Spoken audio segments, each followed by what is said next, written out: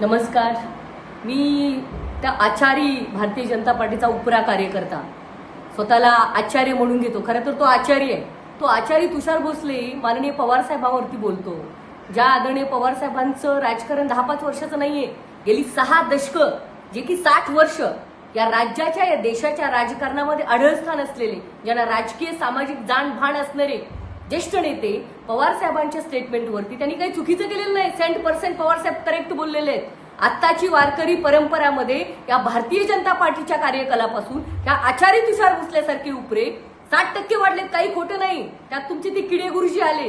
काही पण बोलणं, तिकडे हा झेंडा लावा, तिरंगा खाली घ्या, ही भाषा वापरणारी किडे गुरुजी, हे असे लोक, आणि त्यामुळे वारकरी संप्रदायाला कलंक लावण्याचं काम हा तुषार भोसले सारखा जातीय किडा, जो हिंदू धर्माचा बद्दल बोलतो परंतु अतिशय कथनी आणि करणीमध्ये विरोधाभास असणारे हे लोक आदरणीय पवार साहेबांना जर काही बोलत असतील तर ते महाराष्ट्र सहन करणार नाही. आणि म्हणूनच या आचार्य भोसलेला आम्ही दणदणीत इशारा देतो की यानंतर जर तुम्ही बोलाल तर रस्त्यावर फिरणं मुश्किल होईल.